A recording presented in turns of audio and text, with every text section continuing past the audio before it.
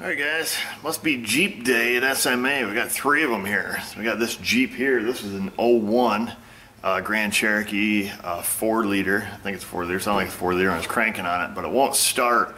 The guy has played Swaptronics with it, but evidently hasn't hit the magic one yet. I guess he's done, I don't know what he said he's done.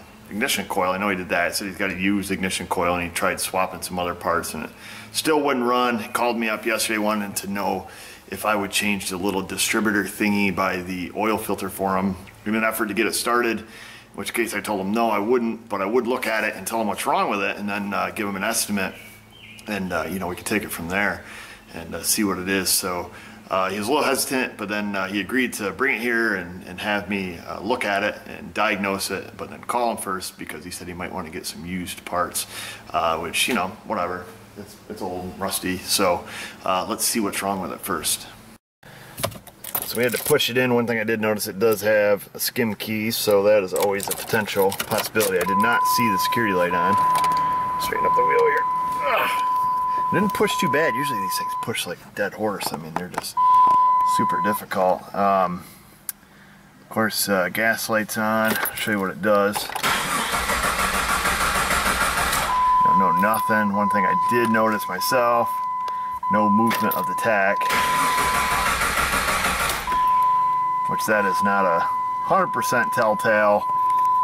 It's not all vehicles bounce a tach when it cranks. I do see over there on the floor he does have a used ignition coil. This thing's got oh man, it's got a lot of miles on it. 250, 909. So let's see if it has any codes in it.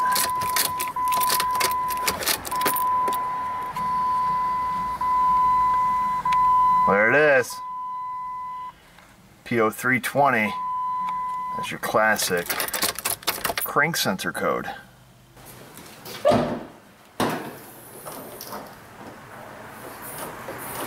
Typical Jeep. Good struts are wasted.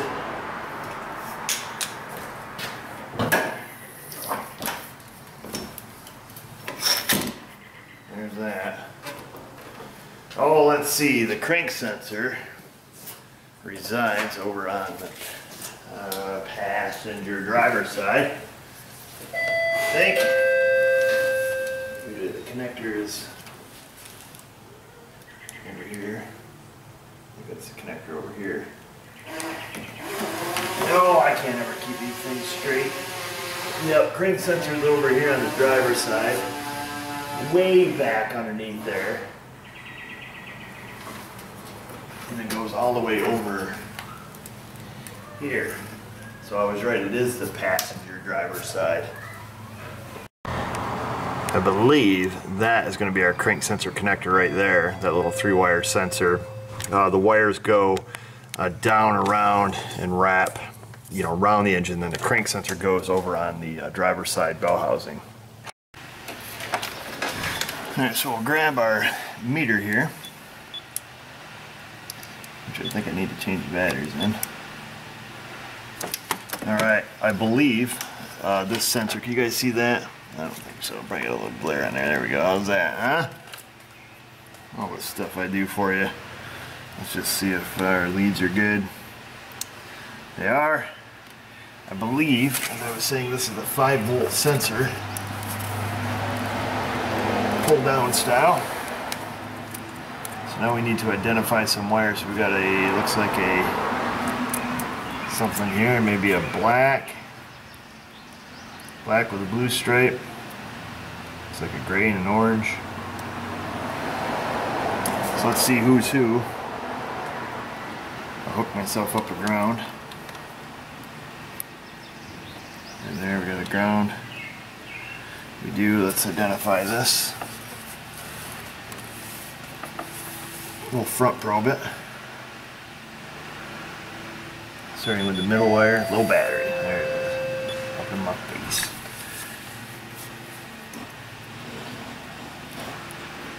Nothing there, it's probably signal return.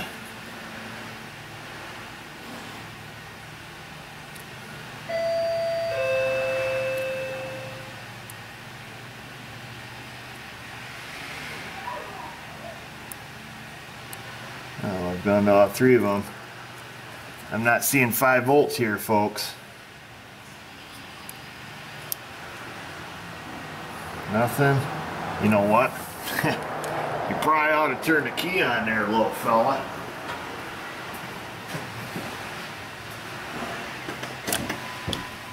There's my problem. Rookie. Let's try this again. Ouch. Hey, look at that, 5.13 volts. So that's our orange wire. That's our center wire, Zippo. And there's probably our signal return wire. So I'm going to assume, let's make assumptions here, center wire is ground. Okay, so now we got 5 volts on both because it's the way it works. Trying to remember on Chrysler's, I think the orange is the 5 volt supply. Get this plug back in here. I just heard everything click, so that tells me the sensor is probably shorted because it's a pull down style.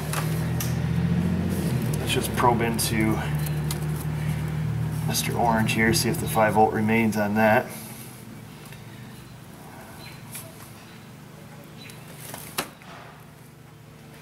Yep, so we've got 5 volts on, okay, you guys see that? So we got 5 volts on the orange wire. Let's go back to the other one, the gray. I assume it's going to be a 0. It is. And then when we unplug it, we'll get it unplugged again. I can't, man, my freaking fingers don't work today. Unplug it again. Make sure I've got a good back probe here.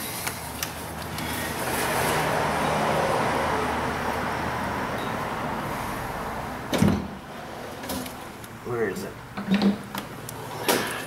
Gosh. Got 5 on the front side here. Let me make sure I probed it good. Okay, so we got 5 volts on it now. So when I plug it in, listen close. You'll probably hear the engine. You'll hear it bypass. You'll hear injectors fire and stuff. Ready? Hear that? Back to 5 volts. Ready to listen again? So there it goes, kicks the fuel pump and stuff on. So that is a good indicator, actually. Get this thing plugged back in. Because it goes to 0 volts, that's good because our crank sensor needs to pull from 5 volts down to 0 volts. And that also, indicates to us, because it's likely just shorted to ground. We'll pull up a little waveform here and crank it, but being that we plug it in and we heard the fuel pump and we heard it, do a bypass test, or actually bypass, that's good because when that goes to ground, it actually indicates the computer, hey, I'm cranking over, and then the computer does what it needs to do. It turns on the fuel pump and, it's going to start the sequence. I don't know if it fired the injectors or not, but you hear the fuel pump and the auto shutdown relay kick on anyways. Alright, well, I did not have new batteries. I had 1 new battery, so we changed it out. We did a half a job. We're halfway better than we were. So we will go to our waveform viewer here. Let's get our scale set up. Oh, we'll do her on a 14 volt scale.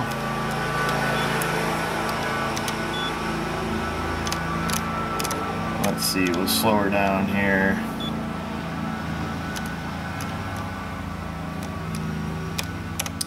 Oh my gosh, it's been so long since I used this thing.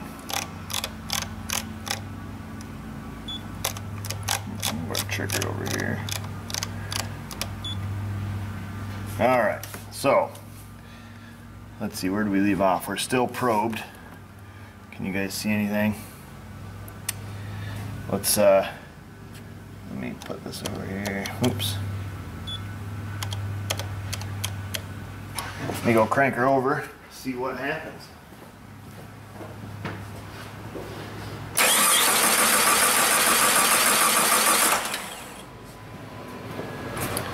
So it's obvious to me, nothing happened, which is kind of what I suspected. Now we just got to make the phone call. Well, we started this video before lunch. We're way after lunch now. We did hear back from the fella. He said, fix it. So I had Advance Auto send us up a crank sensor, so we'll get that little guy slid in there and see if it works. And maybe, because I see the Vantage is still laying here, we can throw it on there and get a known good, I should have already a known good waveform saved on our Varus. But we can just use this because we already got it out, and we'll look at the waveform there. I think these just use like a 444 crank signal there. So that's it. Lacking the words today. So I'm going to get up in the air. I think these are kind of a stink pot to get to, but we'll see what kind of mess this is. So that sensor is way up in there. I had to use this little guy. So about a, I don't know how long that is.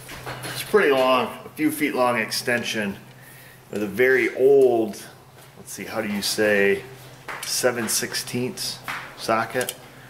Good old American. That's what this baby had in it. So it just had that single bolt in it right there. Way up high. There go the children. Goodbye, children. Toy. Alright, out of here. Yeah. Oh. Alright, good luck. Now the bolt's out, sensor's not yet. I just wanted to come get the new one, make sure we got the right one. We got us this BWD one here. BWD, broken when delivered. That's what that means. BWD's not my favorite, but they're the ones that had it. I think most of their products are pretty crappy, to be honest with you. But we get what we can, so we'll see how long it lasts. It did say in the directions that the new sensor has a piece of paper glued to it of 30 thousandths of an inch thick, and to keep that paper on there until it's installed, and once it starts it'll wipe it off or whatever if it's inductive, so it doesn't matter if that stays on there. But that'll set the gap for us so it's not too close to the flywheel.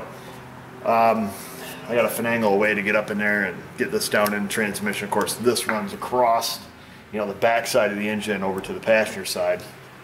Where we'll plug it in and we'll get our waveform. I can't really record it because all you would see is this. A little bit of naughty words. Just because of where it's at. I can't even see it with my own two eyes, let alone, you know, record it. It is I don't really know if an easy way to do these other than, you know, on the lift or whatever, but you just got to mess with them. You got to get them, got to get it in there, get the bolt back started. So just let you guys know where we're at here.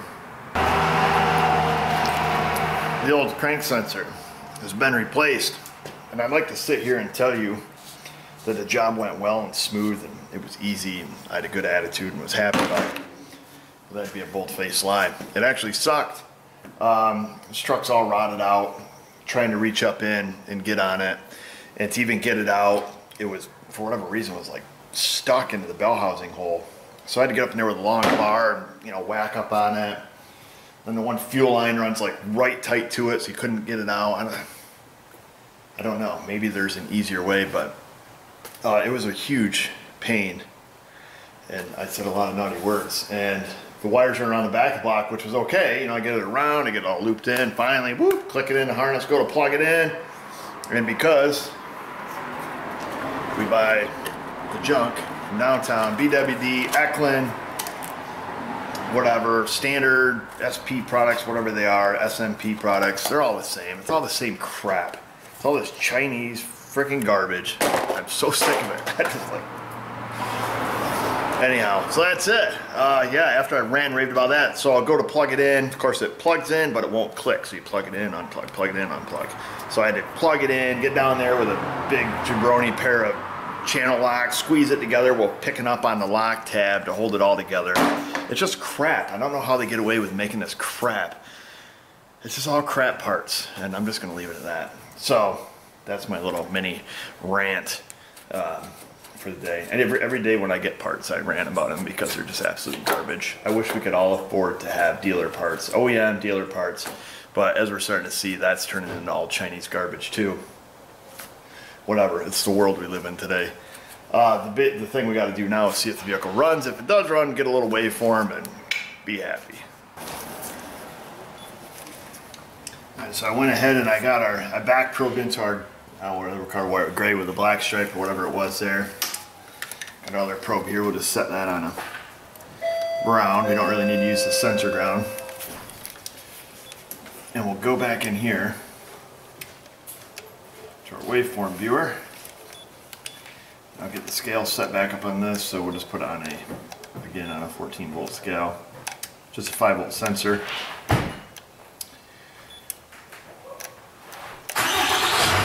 our trigger moved down here. Oops. And I'll get you guys set up where you can see this. If you want to get over there, so you can crank it over again. So hopefully you guys will be able to see that there.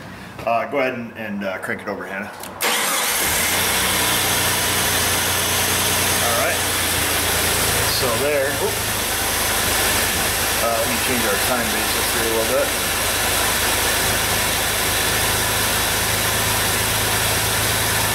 So we can see, we've got a group of 4. If I remember right, we can't see the whole thing on this scope.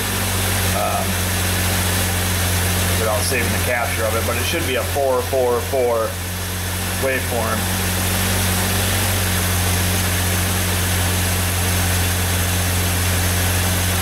So we can just see about, well, we can see that it's working. That's what we can see. We can change our scale here to 5 volts. That'll take up more of the screen. So that's it. I mean, pretty cut and dry stuff. Zoom out right away, so there we can see it parading, your 4-4-4 pattern. So that's it. Proof's in the pudding, baby. All right, you can shut off, Hannah. Get his heater hoses shoved back over here. The other thing I got to do too, when I called the guy when he approved the repair on the crank sensor. He also asked me to look at his ABS. He said his ABS light was on, the shop he had it at. Wasn't able to make heads or tails of it, so I'm going to look at that too. But we're not going to do that in this video. If it is something interesting, I'll kick it back on. I'm sure he's probably got just so, wheel speed sensor that's bad. But again, this was just a crank sensor video. Like YouTube needs more of those. But it was my crank sensor video, so it's unique in nature. But yeah, I'm sure you'll find a million of these videos on crank sensors on Jeeps. Pretty common. If one of these doesn't run, that's typically what it is. And I always remember fighting with them, unless they come in and they're, I don't know. Man, some of them I thought were easier. I don't know. They don't really put body lifts in these. Maybe it's the Cherokee. Maybe it's the regular Cherokees are easier. I don't know. Yeah, these are all unibody. So I don't know. They're the same location like on the V8s and the inline 6s and. But for whatever reason, I always remember struggling with these. I even have the special hat, and it just doesn't give me the whatever it is that it should give me. What word am I looking for, Hannah? The aura? Am I looking for an aura? The aura, the force. The good vibes. I think people use that, the good vibes. It doesn't give me good vibes. It actually gives me bad vibes and potty mouth profusely. Right, Hannah? Right. I'll make her close her ears. So that's it. I'm just disgusted with the world today that we live in. Some Chinese stuff. What is it? Just some people. People. The people. So I'm gonna go ahead and move on and check the ABS on this little hot rod. If it's something cool, I will turn it on and we'll have a video called Jeep ABS something something something. So look for that. If not, assume it was something weak and easy. Facebook, Google Plus, all that, you know the drill. Subscribe to the channel. I don't know why you haven't, but you should. And do things for you. Make you feel good. I don't know about that. But anyhow, do it anyways. Click, subscribe. And just remember, viewers, if I can do it, you can do it. Thanks for watching.